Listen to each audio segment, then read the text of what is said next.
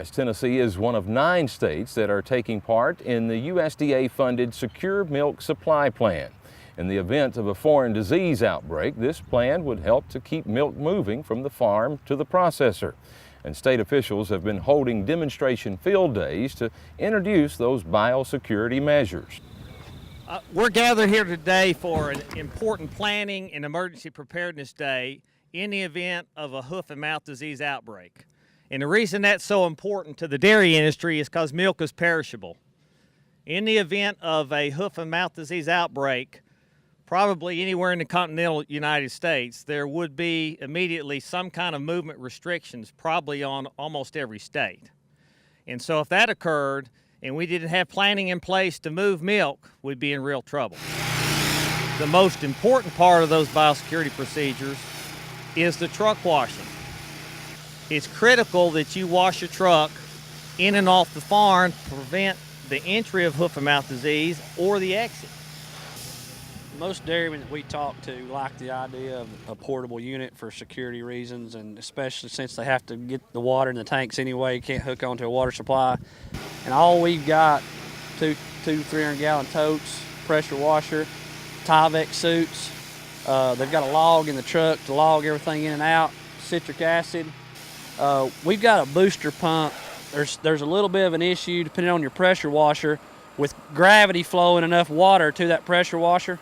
So we've got a booster pump hooked on to get plenty of water, and then we're actually going to apply our citric acid with a garden nozzle instead of a hand sprayer. And you're going to use the booster pump to get some more pressure on that, and it works a whole lot better trying to cover this truck than that. $3,000, maybe $2,500, $3,000 to put all that together, not counting the truck. It was real easy to set up. What we're going to do now is, if this was for real, got to load the truck, got to make sure we've got a dedicated hose for the farm, and that takes out the chance of cross-contamination from a previous dairy. So they have a dedicated hose. Well, first of all, I'll go in and measure the milk, take samples, and then we'll hook our hose up to his pump, and then we'll pump the milk as normal. And then we will disconnect our hose, and we'll leave his hose in the truck and keep our hose here at the farm. Then we'll clean our hose, and he'll be on his way back to the entrance to wash off again and be ready to go to his next stop. It's a dairy farmer's only opportunity to continue selling milk in the event of a foreign animal disease outbreak. Today, I would say that very few producers in the state have got any kind of biosecurity program at all, because we really hadn't had to. But in this day and age, when there's world travel the way that it is, and there's the constant threat of viruses coming on the farm, we all need to do a better job at protecting our investment. This particular one is called the Mid-Atlantic Secure Milk Supply Plan, and there's 9 states involved. We're on the 3rd year of it.